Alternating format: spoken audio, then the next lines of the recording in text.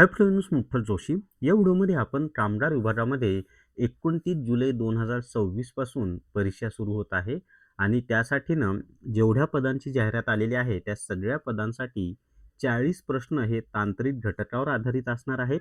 आणि ते तांत्रिक घटक म्हणजे काय, तो जे वेगवेगळे कामगार कायदे आहेत त्याच्यावर प्रश्न विचारले जाणार आहेत.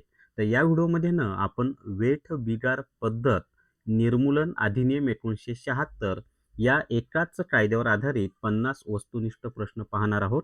आणि अतिशय महत्त्वाचे असे प्रश्न असणार आहेत. परीक्षेत ज्या पद्धतीचे प्रश्न विचारले जातात त्याच पद्धतीचे प्रश्न या व्हिडिओमध्ये आपण पाहणार आहोत.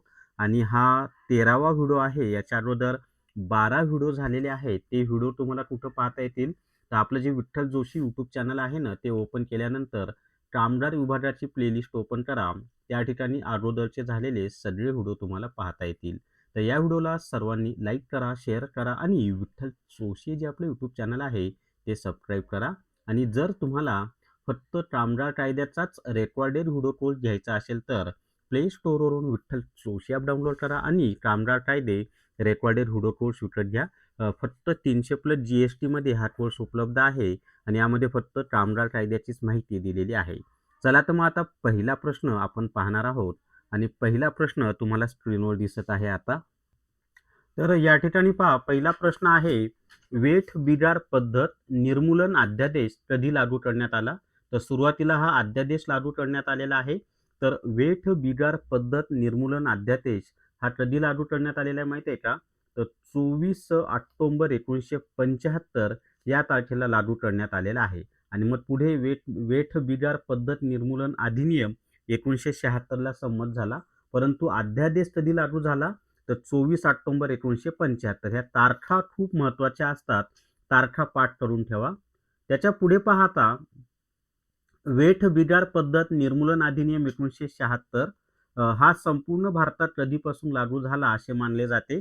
तर वेठ बिगार पद्धत निर्मूलन अधिनियम 1976 हा संपूर्ण भारतात कधी लागू झाला? तर 24 ऑक्टोबर 1975 या दिवसापासूनच लागू झाला असं मानलं जातं. बी हे त्याचं उत्तर आहे. वेठ बिगार म्हणजे काय माहित आहे का? की एखाद्याकडून कोणताही मोबदला, म्हणजे एखाद्या व्यक्तीला कोणताही मोबदला न देता त्याच्याकडून काम करून घेणे याला काय म्हणतात? वेठ बिगार असं म्हटलं जातं. आता त्याच्या पुढे पहा, वेठ बिगार पद्धत निर्मूलन अधिनियमात एकूण किती प्रकरणं आहेत? तर वेठ बिगार पद्धत निर्मूलन अधिनियमामध्ये एकूण 7 प्रकरणं आहेत. सी हे त्याचं उत्तर आहे. एकूण किती प्रकरणं आहेत? तर 7 प्रकरणं आहेत. आता वेठ बिगार पद्धत निर्मूलन अधिनियम 1976 मध्ये एकूण किती कलम आहेत? तर वेठ बिगार पद्धत निर्मूलन अधिनियम 1976 मध्ये एकूण 26 कलम आहेत. पहा, बी हे त्याचं उत्तर आहे. एकूण किती कलम आहेत? 26 कलम आहेत. आणि व्हिडिओला सर्वांनी लाईक करा बरं का. जास्तीत जास्त लाईक करा, जास्तीत जास्त शेअर करा. त्याच्या पुढे पाहता, कायद्यातील कोणत्या कलमाखाली वेठ बिगारची व्याख्या देण्यात आलेली आहे? तर मी तुम्हाला नेहमी सांगतो की कलम 2 मध्ये व्याख्या दिलेल्या असतात, पण आता इथं सेक्शन 2 म्हणजेच कलम 2 3 ऑप्शनमध्ये आहेत, म्हणून इथं तुम्हाला हे सुद्धा माहिती असणं आवश्यक आहे. तर याचं उत्तर आहे कलम 2G किंवा सेक्शन 2G मध्ये किंवा कलम 2G मध्ये किंवा G मध्ये वेठ बिगार या शब्दाची व्याख्या केलेली आहे. आणि मी तुम्हाला आधीच सांगितलं, वेठ बिगार कोणाला म्हणतो आपण? तर असा व्यक्ती, ज्या व्यक्तीला कोणताही मोबदला न देता काम करून घेतलं जातं, फक्त थोडंफार अन्न आणि फाटके तुटके कपडे घालायला दिले जातात. वेठ बिगार पद्धतीचे निर्मूलन कायद्याच्या कोणत्या कलमान्वये करण्यात आलेले आहे? तर वेठ बिगार पद्धतीचं जे निर्मूलन आहे ना, ते कलम 4 नुसार करण्यात आलेलं आहे किंवा सेक्शन 4. सेक्शन 4 म्हणजेच कलम 4, एवढं लक्षात ठेवा सर्वांनी. आता कायदा लागू झाल्याच्या तारखेपासून काय म्हटलेलं आहे? कायदा लागू झाल्याच्या तारखेपासून वेठ बिगारीचे कर्ज काय मानले जाईल? तर कायदा ज्या दिवसापासून लागू झालेला आहे 1975 ला, त्या दिवसापासून वेठ बिगारीचे कर्ज हे पूर्णपणे मुक्त झालेलं असेल किंवा ते कर्ज काय झालेलं असेल? रद्द झालेलं असेल, हे त्याचं उत्तर आहे. त्याच्यानं म्हणजे कोणालाही आता त्या कर्जाच्या ओझ्याखाली दबून काम करायची गरज नाही. कायद्याच्या कोणत्या कलमानुसार वेठ बिगारीशी संबंधित सर्व बंधने व करारांचा अंत होतो? तर या कायद्यामधील कलम 5 नुसार वेठ बिगारीशी संबंधित सर्व बंधने व करारांचा अंत होतो. त्याच्यानंतरचा प्रश्न आहे पहा आता नेक्स्ट.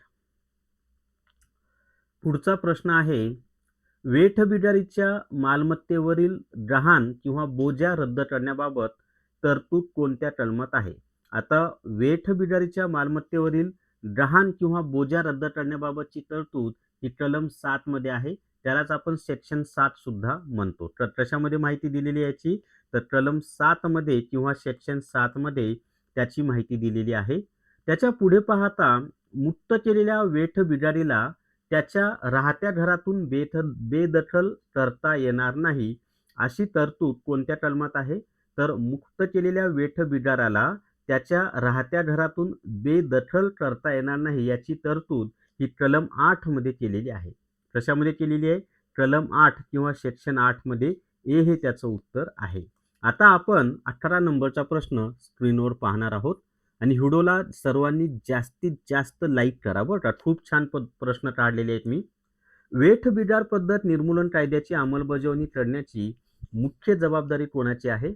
तर वेठबिगार पद्धत निर्मूलन कायद्याची अंमलबजावणी करण्याची मुख्य जबाबदारी ही जिल्हाधिकाऱ्यांची आहे, ज्याला आपण डिस्ट्रिक्ट मॅजिस्ट्रेट म्हणतो. कोणाची आहे? तर जिल्हाधिकारी यांची ती जबाबदारी आहे. प्रत्येक जिल्ह्यामध्ये जिल्हाधिकाऱ्यांची जबाबदारी असते.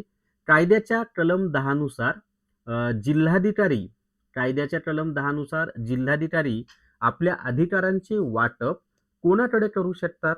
तर जिल्हा पातळीवर ही जबाबदारी जिल्हाधिकाऱ्यांकडे आहेच, पण जिल्हाधिकारी कोणाकडे या अधिकारांचं वाटप करू शकतात? तर त्याचं उत्तर आहे उपजिल्हाधिकारी यांच्याकडे हा अधिकार ते देऊ शकतात. पण तो अधिकार कुणाचा आहे? तर जिल्हाधिकाऱ्यांचा. हे त्याचं उत्तर आहे.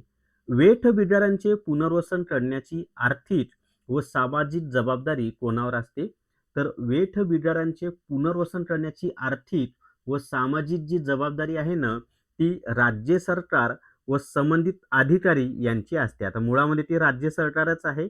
मग राज्य सरकार त्या संबंधित अधिकाऱ्याला सांगतो आणि मग त्याची जबाबदारी पार पाडली जाते, असं ते आहे. कायद्याच्या कोणत्या कलमाअंतर्गत सतर्कता समितीची स्थापना केली जाते? सतर्कता समिती म्हणजेच व्हिजिलन्स कमिटी असं आपण म्हणतो. तर राज्यघटनेतील नाही, या कायद्यातील वेठबिगारी निर्मूलन जो कायदा आहे 1976चा, या कायद्यातील कलम 13 नुसार किंवा सेक्शन 13 नुसार सतर्कता समितीची स्थापना केली जाते, ज्याला इंग्लिशमध्ये व्हिजिलन्स कमिटी असं म्हटलं जातं. आता जिल्हा स्तरावर स्थापन करण्यात येणाऱ्या सतर्कता समितीचे अध्यक्ष कोण असतात? तर जिल्हा स्तरावर स्थापन करण्यात येणाऱ्या सतर्कता समितीचे अध्यक्ष हे जिल्हाधिकारी किंवा त्यांनी नामनिर्देशित केलेला अधिकारी असतो. सी हे त्याचं उत्तर आहे. जिल्हा स्तरावर सतर्कता समितीचा अध्यक्ष कोण असतो? जिल्हाधिकारी किंवा त्यांनी नामनिर्देशित केलेला अधिकारी. अजून 35 प्रश्न आपल्याला पाहायचे आहेत मित्रांनो, पण जर तुम्हाला कामगार आयुक्तालय रेकॉर्डेड व्हिडिओ कोर्स घ्यायचा असेल तर प्ले स्टोअरवरून विठ्ठल जोशी ॲप डाउनलोड करा आणि कामगार आयुक्तालय रेकॉर्डेड व्हिडिओ कोर्स विकत घ्या. म्हणजे 300 रुपयाचं फक्त कायद्याची बॅच घेण्यापेक्षा ही 500 प्लस GSTची जर बॅच घेतली तर यात कायदे पण होतात, इतर विषय पण होतात आणि आता तलाठीची ॲड आलेली आहे, त्याचा सिलेबस सुद्धा कायदे सोडले तर बाकी इंग्लिश आणि मराठी नाही, पण गणित, बुद्धिमत्ता, GKचे सगळे विषय, इतिहास, भूगोल, राज्यघटना, विज्ञान हे सगळे यामध्ये मी दिलेलं आहे. तलाठीचा जो सिलेबस आहे तो सुद्धा तुमचा कव्हर होणार आहे. त्यामुळे तुम्हाला परीक्षेत निश्चितच फायदा होणार आहे. चला त्याच्या पुढचा प्रश्न आपण पाहूया आणि फी फक्त 500 प्लस GST आहे. चला त्याच्या पुढचा प्रश्न आहे आता 16 नंबरचा प्रश्न आता तुम्हाला स्क्रीनवर दिसणार आहे पहा. आणि प्रश्न असा आहे की सतर्कता समितीत अनुसूचित जाती किंवा अनुसूचित जमातीच्या किती प्रतिनिधींचा समावेश असावा? तर सतर्कता समितीमध्ये अनुसूचित जाती म्हणजे SC आणि अनुसूचित जमाती म्हणजे STच्या 3 प्रतिनिधींचा समावेश असावा. किती प्रतिनिधींचा समावेश असावा? तर 3 प्रतिनिधींचा समावेश याच्यामध्ये असावा. त्याच्या पुढे आता 17 नंबरचा प्रश्न तुम्हाला स्क्रीनवर दिसणार आहे आणि व्हिडिओला सर्वांनी लाईक करायचं बरं का. एकदा लाईक केलं तर परत करू नका. ज्यांनी केलं नसेल त्यांनी करून घ्या. उपविभाग स्तरावर सतर्कता समितीचे अध्यक्ष कोण असतात? आता उपविभाग स्तरावरनं सतर्कता समितीचे अध्यक्ष कोण असतात? तर उपविभागीय अधिकारी असतात. एसडीएम ज्याला आपण म्हणतो ना, ते असतात. उपविभागीय अधिकारी हे सतर्कता समितीचे अध्यक्ष असतात उपविभाग स्तरावर. सतर्कता समितीत सामाजिक कार्यकर्त्यांची कमाल संख्या किती असावी? तर सतर्कता समितीमध्ये ना सामाजिक कार्यकर्त्यांची कमाल म्हणजे जास्तीत जास्त संख्या ही 2 असावी. किती असावी? तर 2 असावी. जास्तीत जास्त संख्या बरं का. सतर्कता समितीची मुख्य कार्ये खालीलपैकी कोणती आहेत? तर याच्यामध्ये ना त्याचं पहिलं काम आहे पहा, की वेठ बिडारांची ओळख पटवणे व पुनर्वसन करणे. बरोबर आहे. वेठ बिडारी नष्ट करण्यासाठी जिल्हाधिकाऱ्यांना सल्ला देणे. बरोबर आहे. पतपुरवठ्याची व्यवस्था पाहणे हे सुद्धा बरोबर आहे. म्हणजे त्याचं उत्तर आहे वरील सर्व. डी हे त्याचं उत्तर आहे. म्हणजे जे वेठ बिडार मुक्त केलेले आहेत त्यांना पतपुरवठा म्हणजे पैसा वगैरे मिळाला पाहिजे. वेठ बिडाराची अंमलबजावणी करण्यासाठी कोणत्या न्यायाधीशांना विशेष अधिकार दिले जाऊ शकतात? आता वेठ बिडाराची अंमलबजावणी करण्यासाठी ना कोणत्या न्यायाधीशांना विशेष अधिकार दिले जाऊ शकतात? तर प्रथम वर्ग न्यायदंडाधिकारी जे असतात ना त्यांना विशेष अधिकार दिले जाऊ शकतात. ए हे त्याचं उत्तर आहे. प्रथम वर्ग न्यायदंडाधिकारी. वेठ बिडार म्हणून काम सक्ती करणाऱ्या व्यक्तीला कोणत्या कलमाखाली शिक्षेची तरतूद आहे? 1 मिनिट उत्तर सांगतो. 1च मिनिट. हां. तर आता इथे पहा की वेठ बिडार म्हणून काम करण्यास सक्ती करणाऱ्या व्यक्तीला ना याच्यामध्ये कलम 16 नुसार या कलमाखाली शिक्षेची तरतूद आहे. सेक्शन 16 किंवा कलम 16 मध्ये त्याची तरतूद त्यांनी केलेली आहे. ए हे त्याचं उत्तर आहे. 1 मिनिट आहे. सगळं डिस्टर्ब झालं आपलं. अरे 1 मिनिट. 1च सेकंद द्या मला. अजून आपल्याला भरपूर प्रश्न पाहायचे आहेत. थोडंसं सेटिंग. हां. तर आता त्याच्या पुढे 22 नंबरचा प्रश्न आपण पाहणार आहोत. आणि प्रश्न आहे पहा, वेठ बिडारीची प्रथा सुरू ठेवल्यास किंवा सक्ती केल्यास जास्तीत जास्त किती वर्षांचा कारावास होऊ शकतो?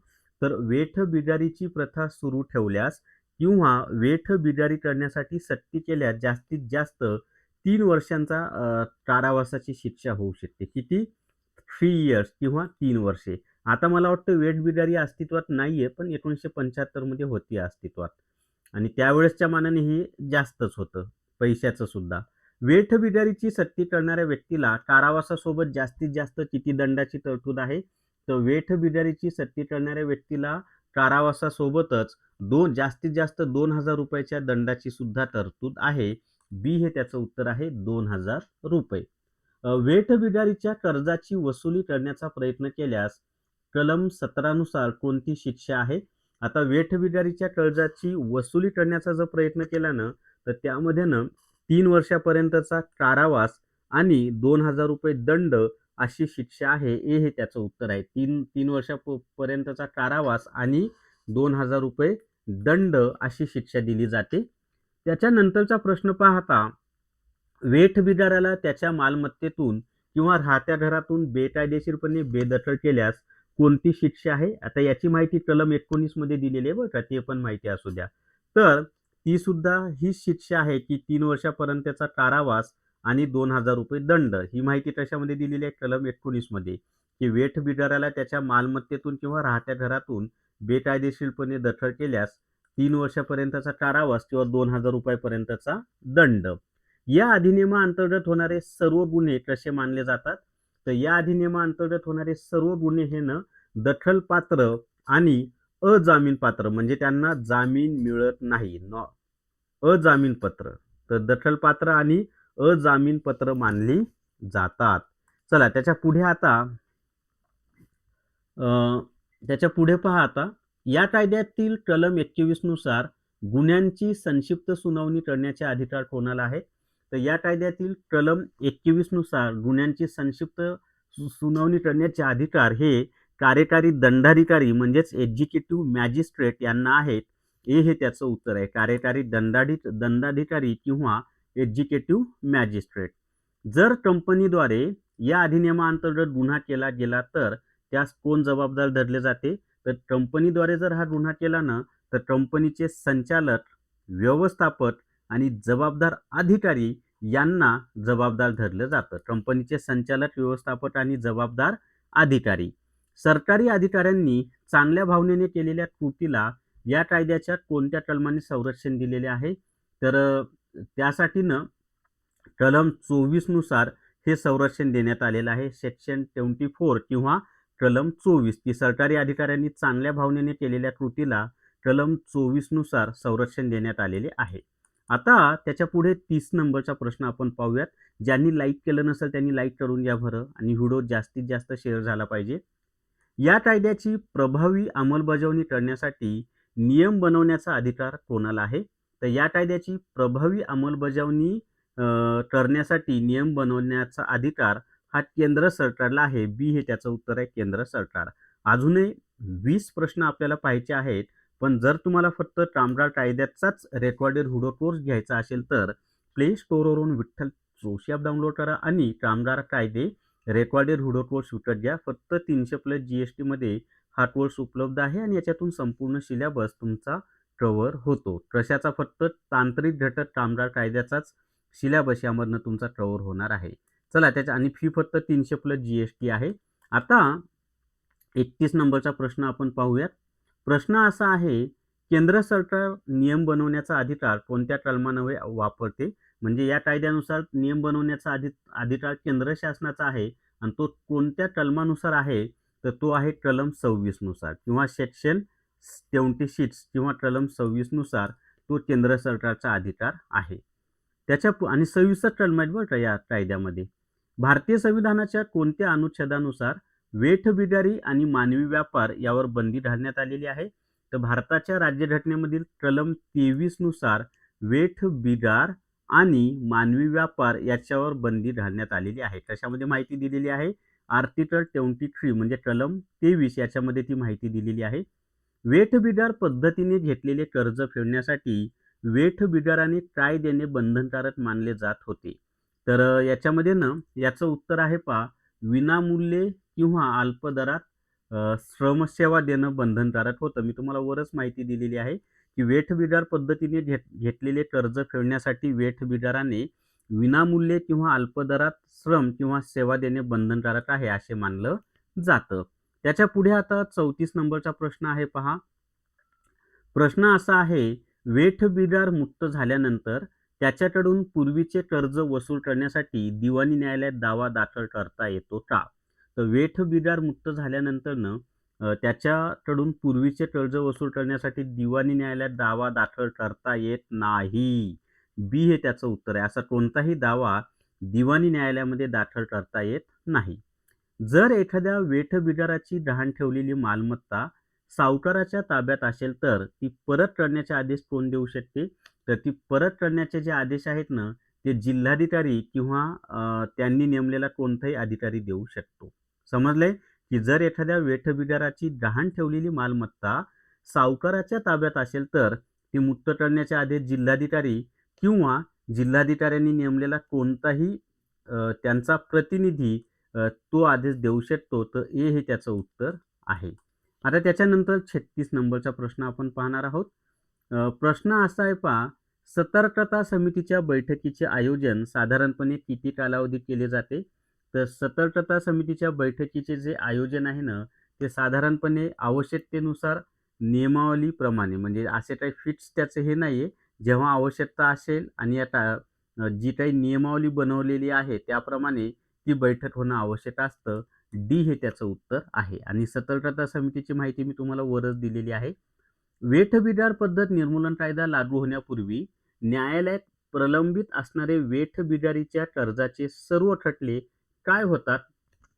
तर असे जे खटले आहेत ते कायमचे रद्द होतात किंवा रद्दबाबत ठरतात. बी हे त्याचं उत्तर आहे की वेठबिगार पद्धत निर्मूलन कायदा लागू होण्यापूर्वी न्यायालयात प्रलंबित असणारे वेठबिगारीच्या कर्जाचे सर्व खटले कायमचे रद्द होतात किंवा रद्दबाबत ठरवले जातात.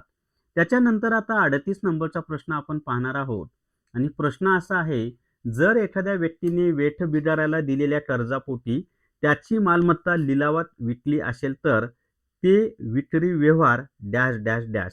तर असे विक्री व्यवहार शून्य किंवा रद्दबातल ठरवले जातात. म्हणजे त्यांना काही किंमतच नाही असा त्याचा अर्थ होतो. शून्य किंवा रद्दबातल मानले जातील. Null and void. ठीक आहे. चला त्याच्या पुढे आता किती नंबरचा प्रश्न आहे? 39 नंबरचा प्रश्न आहे पहा. कायद्यातील व्याख्यानुसार कुटुंबामध्ये कोणाचा समावेश होतो? तर या कायद्यातील व्याख्येनुसार कुटुंबामध्ये कोणाचा समावेश होतो? तर पती, पत्नी आणि त्यांच्यावर अवलंबून असलेली मुले या सगळ्यांचा समावेश हा कशामध्ये होत असतो? कुटुंबामध्ये होत असतो. कायद्यानुसार सरकारने वेठबिगाराची मालमत्ता वेळेत परत न केल्यास त्याला प्रतिदिवस काय भरावे लागू शकते? तर कायद्यानुसार सावकाराने, मी चुकून सरकारने बोललो, तर कायद्यानुसार सावकाराने वेठबिगाराची मालमत्ता वेळेत परत न केल्यास त्याला प्रतिदिवस काय भरावं लागू शकतो माहिती आहे का? तर दंडात्मक रक्कम किंवा नुकसान भरपाई भरावी लागते. दंडात्मक रक्कम किंवा नुकसान भरपाई त्याला भरावी लागू शकते. आता या कायद्याच्या अंमलबजावणीसाठी राज्य सरकार काय करू शकते? तर या कायद्याच्या अंमलबजावणीसाठी राज्य सरकार काय करू शकतं माहिती आहे का? विशेष न्यायालयाची स्थापना करू शकतं, अधिकाऱ्यांना अधिकार बहाल करू शकतो आणि जे वेठबिगार आहेत त्यांचं पुनर्वसन योजना सुद्धा राबवू शकतं. म्हणजे याचं उत्तर आहे वरील सर्व. डी हे त्याचं उत्तर आहे की वरील सर्व कामं शासन करू शकतं. वेठबिगार पद्धतीमध्ये व्यक्तीला आपले कोणते स्वातंत्र्य गमवावे लागत असे? आता वेठबिगार पद्धतीमध्ये ना व्यक्तीला रोजगाराचे स्वातंत्र्य गमवावे लागत असे, एका ठिकाणाहून दुसऱ्या ठिकाणी जाण्याचे स्वातंत्र्य गमवावे लागत असे, उत्पादनाच्या विक्रीचे स्वातंत्र्य गमवावे लागत असे. म्हणजेच याचं उत्तर आहे वरील सर्व. डी हे त्याचं उत्तर आहे वरील सर्व, की वरील तिन्ही स्वातंत्र्य त्याला गमवावे लागत असत. वेठबिगार पद्धत अधिनियम 1976 चे स्वरूप कसे आहे? आता वेठबिगार पद्धत अधिनियम 1976 चे स्वरूप कसं आहे माहिती आहे का? तर कल्याणकारी आणि सुधारणात्मक समाजवादी कायदा असं त्या कायद्याचं स्वरूप आहे. परीक्षेत तुम्हाला ज्या पद्धतीचे प्रश्न येणार आहेत ना तसेच प्रश्न मी काढलेले आहेत बरं का. वेठबिगारांच्या पुनर्वसनासाठी केंद्र पुरस्कृत योजना कधी अधिक व्यापक करण्यात आली? तर वेठबिगारांच्या पुनर्वसनासाठी ना केंद्र पुरस्कृत योजना ही 2016 मध्ये अधिक व्यापक करण्यात आली. सी हे त्याचं उत्तर आहे. 2016 हे त्याचं उत्तर आहे. कायद्यानुसार कोणत्याही करारात वेठबिगारीची अट असल्यास ती अट ... तर कायद्यानुसार कोणत्याही करारात वेठबिगारीची अट असल्यास ती अट सुरुवातीपासूनच अमान्य किंवा रद्दबातल असेल असं आहे. ठीक आहे.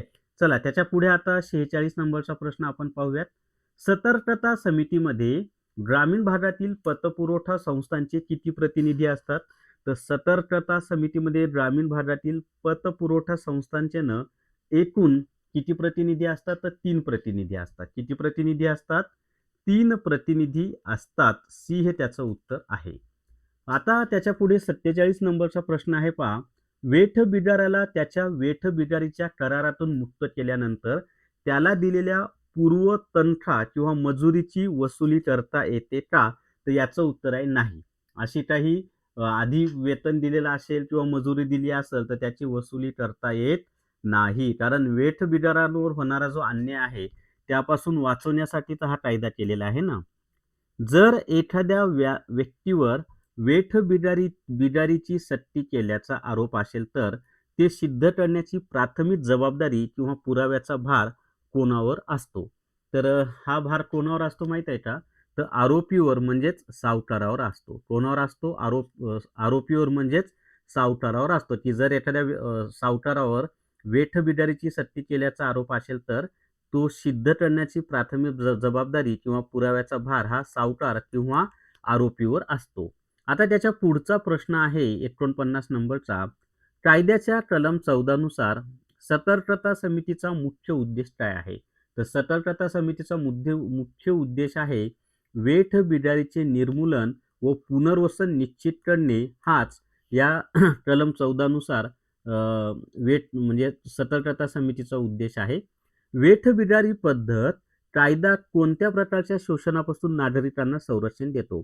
तर वेठबिगार पद्धत निर्मूलन कायदा हा जो आहे ना हा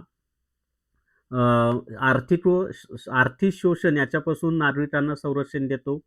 त्याच्याबरोबर शारीरिक व मानसिक शोषण याच्यापासून संरक्षण देतो. श्रमशोषण याच्यापासून सुद्धा संरक्षण देतो, म्हणून याचं उत्तर आहे वरील सर्व. आणि जर तुम्हाला कामगार आयुक्तालय रेकॉर्डेड हुडो कोर्स घ्यायचा असेल तर प्ले स्टोअरवरून विठ्ठल जोशी ॲप डाउनलोड करा आणि कामगार आयुक्तालय रेकॉर्डेड हुडो कोर्स विकत घ्या. फक्त 500 प्लस GST मध्ये हा कोर्स उपलब्ध आहे आणि संपूर्ण अभ्यासक्रम तुमचा यामधनं कव्हर होणार आहे.